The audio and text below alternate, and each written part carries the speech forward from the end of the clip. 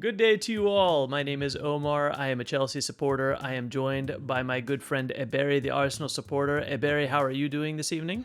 I am doing very well. Thank you. Wonderful to hear. Wonderful to hear. Welcome to 3K to London, the football fan show in which we debate and discuss all sorts of things around football and from the perspectives of our two favorite clubs, Arsenal and Chelsea.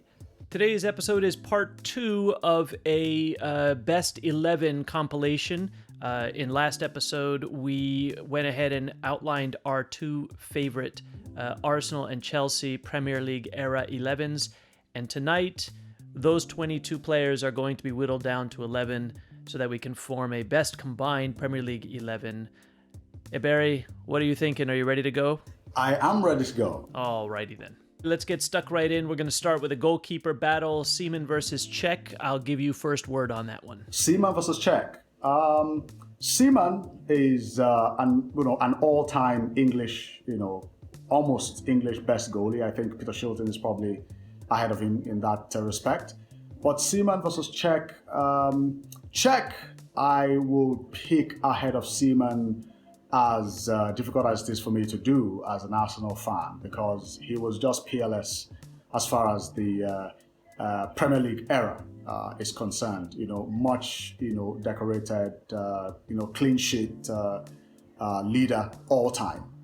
So I would have to say Cech. Yeah, I have to agree. I also, being an England supporter, I've got a lot of time for David Seaman. I think Petr Cech, I know how hard that is. He did not perform as well at Arsenal as he did at Chelsea, and especially in his early days at Chelsea. But I think the nod has got to go to Cech. Let's move on to center back pairing. We've got a list of 4 mighty players: John Terry, Marcel Desailly, Tony Adams, Sol Campbell. Hard to pick. They're all, top players. I think that for me, I have to give it to John Terry for his, huge trophy cabinet, and Tony Adams for his just peerless leadership. Hurts to not put Marcel Desailly in that team, but I think that those two, you can't really go wrong with those two. What do you think? You could say the same as you were saying, with Desailly, with Campbell, but for leadership quality and, physicality, on the field, and the long years of consistency and top excellent, service. You cannot go wrong with Terry and Adams. Agreed. Okay, time to talk fullbacks. We've got the same left back, incidentally. No surprise there, Ashley Cole, so he is in. No surprise there at all, yes. Yeah, exactly. On the right back discussion, we've got Loren and Ivanovic, two titans of that side of the pitch. Ebere, your thoughts, please. This is a hard one. Ivanovic is a consistent player, a machine, very effective, very efficient. Loren, was a hard man in that part of the field, very efficient, also, and much decorated. It's a hard one for me to pick. Either of these two would be the player, but maybe, Loren by nose. Yeah, I'm going to have to agree. It's tough. I think Ivanovic probably edges it from the goal-scoring perspective, but Loren was a defender that was pretty much unmatched between our two sides, and absolutely, as you've said, a true hard man. So I'll give it to Loren as well. All right, now comes the tricky part. We've got midfield and maybe roping in wingers into that discussion. A lot of attacking intent and a lot of talent on offer here. I have to say, this may be a little controversial, but when I look at the scope of what we're dealing with, I'm going to leave out most of the wingers that we have on this list. Hazard, incredible player. Zola, incredible player. Pires, not so much for me. You would say that, wouldn't you? Of course I would. And Ljungberg, from the last episode, I really was dressed down quite properly about him, so I'll simply defer to your wisdom on that one. And I'm going to go with a diamond midfield 4. I'm going to say Makalele at the base, Lampard and Vieira for their versatility in running, and Dennis Bergkamp at the tip of the spear. I mean, I understand what people will think. I'm dropping out some of the best players we've ever seen in the Premier League, but what an indefatigable, impenetrable team that would be, that also has some real aggression and goals to boot as well. Ebere, how do you see this? I would have to agree with you. In fact, I sympathize with the calling that you had to do to get to this very sound and excellent midfield and attacking, combo. Makelele, indefatigable, positioning sharp. Lampard, goals and running. Vieira, physicality, skills and leadership. Beckham, the X factor, the ultimate number 10. How could you leave him out? But that leaves out Hazard, which is such a hard, very tight call. But ultimately, I agree with you. Well, if you guess we're going to go with two strikers, you have guessed correctly. You certainly could see from the foreshadowing there that we've got now three strikers to play with and two positions to put them in. Ebere, I'm going to let you choose the two to start. What's your call? Well, this seems to me like a fairly straightforward call. Henry is the only out-and-out striker in the best Arsenal lineup. So, and he's probably one of the best one or two players of the Premier League era. And you can't possibly keep Drogba out. I mean, he was a force of nature on his day. Hughes deserves honorable mention.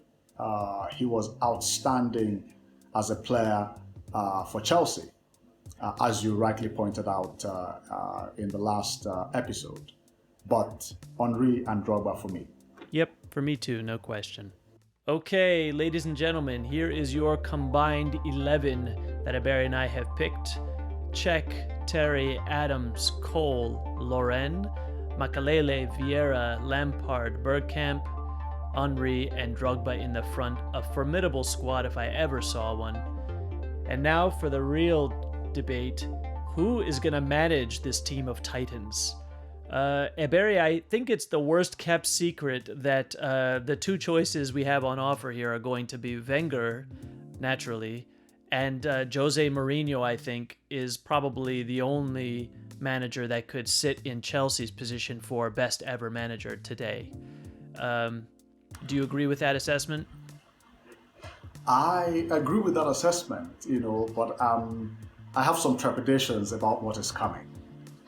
I am sure you do, and let's get right into that. So Arsene Wenger, I'll pay a bit of respect to him. He was one of the longest running managers. He's respectable. He's eminent. Indeed, he is respectable, and he was the preeminent manager for Arsenal for the last, 50, 60 years. But, truth be told, he achieved some incredible things leading up to the 2004-2005 season, which is incidentally when Jose Mourinho arrived in London to start managing Chelsea. And from that moment, he was effectively usurped as the king of London and the king of the league. So it becomes a very controversial discussion here because while Wenger has clearly a lot of longevity and a lot of experience and plenty of success, he had quite a long slide towards the end. Jose, by contrast, had 2 stints at Chelsea, won loads of trophies, and left in a fiery crash in both cases. So, I would give it to Mourinho myself, but I'm happy to hear your thoughts on this discussion.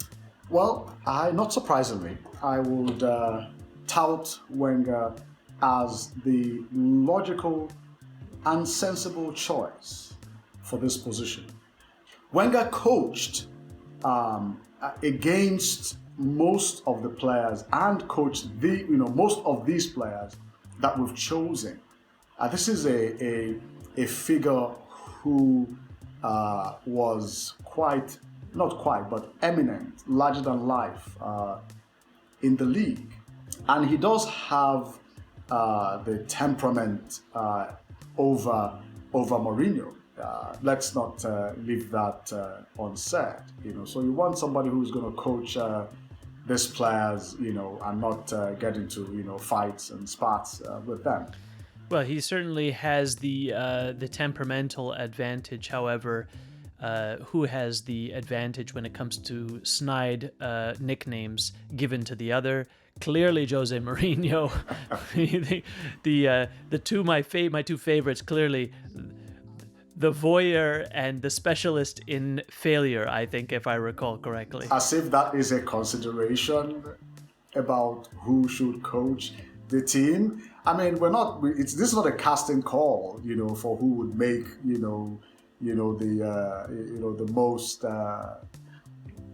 the most funniest character, who has the best sound bites, or so on and so forth. That's fair. And you could credit Wenger. So, but I appreciate how difficult this is. Mourinho was a titan in terms of what he achieved. Wenger, the grand gentleman, the grand wizard, of the league. So this is tough. It's interesting. Public personalities aside, and they both had their share of idiosyncrasies at different times in their careers there.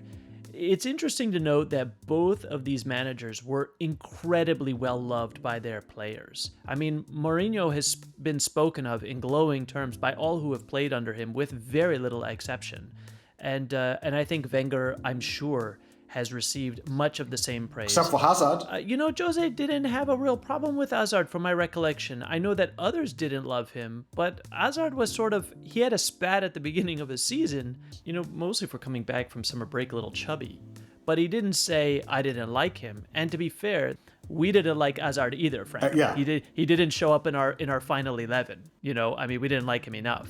But if you ask any of the guys who showed up here, from Makalele in the probably the oldest of this group, all the way to Drogba, I think all of them absolutely adored Jose. And it's he was an excellent man manager, maybe the man manager of that era. Well, Wenger was equally well loved of everyone who played under him. I don't think anyone had a bad word to say about him. Adebayor maybe. Adebayor maybe, yes, but we all know why, don't we? He doesn't even figure in this. He doesn't deserve a mention. There's always one. Touché. My suggestion is that we make it a co-coaching team. One manager coaches the first half, the other coaches the second half. That's extremely astute, because we know they could never sit on the bench together. So definitely having them separated by that, where one's in the tunnel and the other's on the touchline, probably makes the most sensible arrangement. We can preserve peace in the galaxy. How ironic, that it's the manager selection that tied us, and created a bit of an impasse. It's interesting, isn't it? Yeah, we'll let them fight over who gets the first half and who gets the second half, but I think that's the right choice at the end of the day. Two great managers. Precisely. I'm not about to mediate that either. Yeah. All right, that's all we've got time for today. I hope you enjoyed counting down our best 11, helping us put it together. Ebere, it was a pleasure. I hope you enjoyed it as well. It was my pleasure. This was Wenger versus Mourinho. What could I say? Yeah. Indeed. A spirited debate, if anything. If you out there did not agree, or even if you did agree, tell us what you think in the comments below. We hope to see you again for the next set of episodes. Ebere, until then, good evening. Good evening to you too. Bye, everyone. Bye-bye.